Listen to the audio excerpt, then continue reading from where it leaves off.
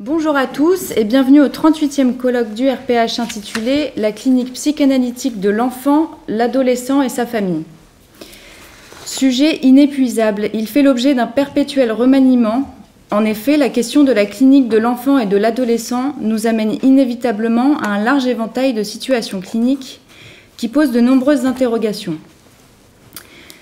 Nous vous proposons de les explorer aujourd'hui grâce au travail rigoureux des membres cliniciens du RPH. Il est bien évident que la psychanalyse ne traite pas l'être qu'est l'enfant, toujours en voie de développement, de la même manière que l'adulte.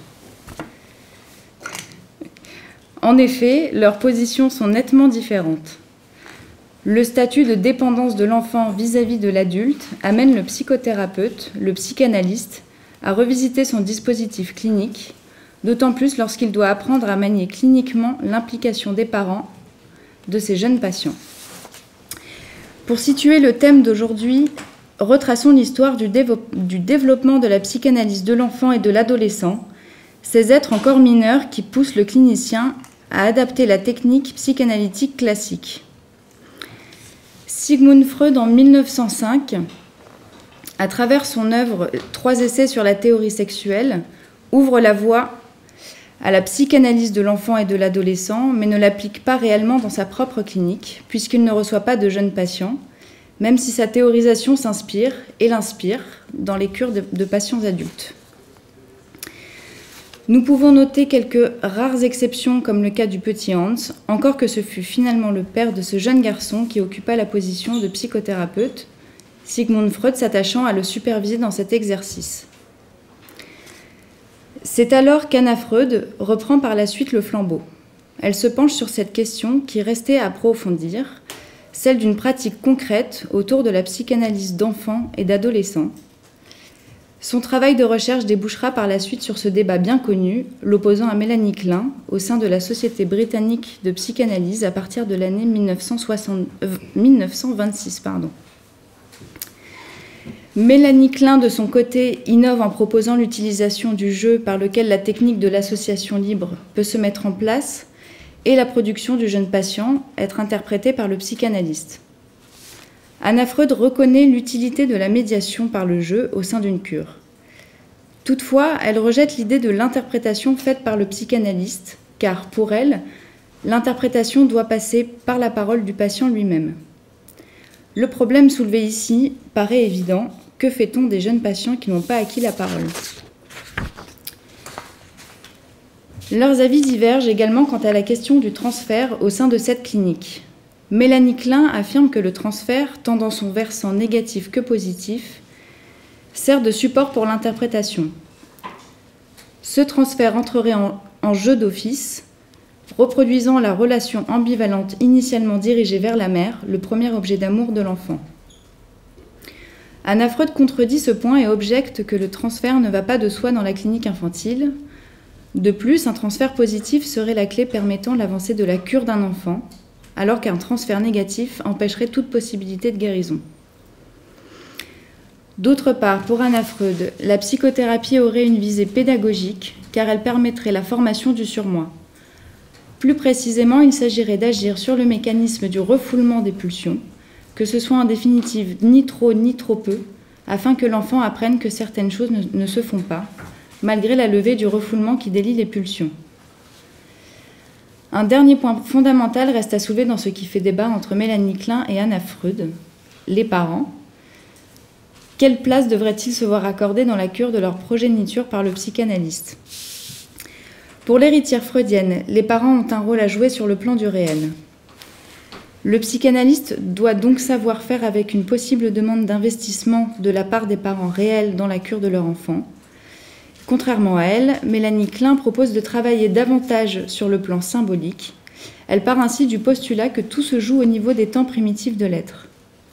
Ce qui revient à dire que la réalité et les parents actuels ne se retrouvent pas sur le devant de la scène clinique. Le travail du psychanalyste résiderait principalement dans son intervention au cœur de la vie fantasmatique de l'enfant vis-à-vis de ses figures parentales. Sigmund Freud, qui ne prendra jamais réellement parti dans ce débat mouvementé, affirmera tout de même que les résistances rencontrées chez les patients adultes sont remplacées dans la clinique infantile par des obstacles extérieurs, souvent mis en place par les parents. Il semblerait donc que les résistances aient bien lieu, celles des adultes, et non seulement du principal concerné. Donc, comment s'y retrouver dans cette controverse ?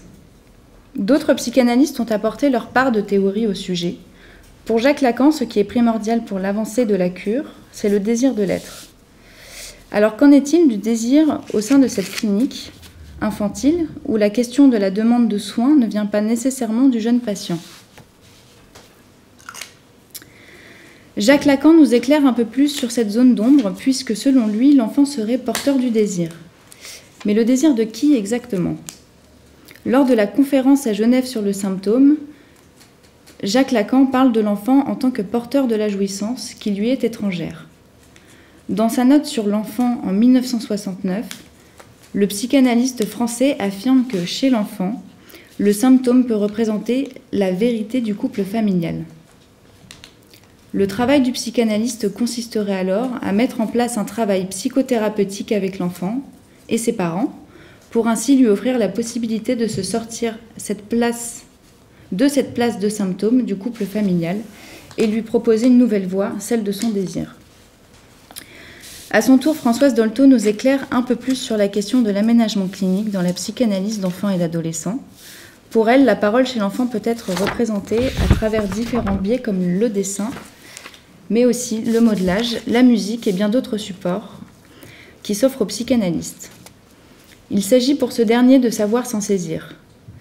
Il est du rôle du clinicien de reconnaître la médiation la plus adaptée afin de rendre possible la production de la chaîne associative. Dans la continuité de Jacques Lacan, Françoise Dolto soutient elle aussi l'idée que l'enfant est porteur du symptôme de ses parents. Et qu'en est-il plus précisément de la psychanalyse des adolescents ?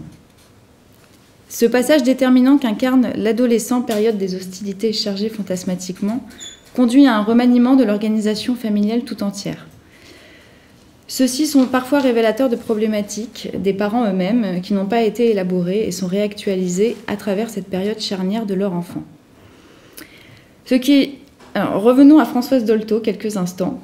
Elle qui se pencha également sur la période adolescente, compara ces êtres coincés entre la position d'un enfant dépendant et celle d'un adulte indépendant à la mutation du homard, autrement appelé complexe du homard. Elle dit de cet état, je cite, « Les homards, quand ils changent de carapace, perdent d'abord l'ancienne et restent sans défense, le temps d'en fabriquer une nouvelle.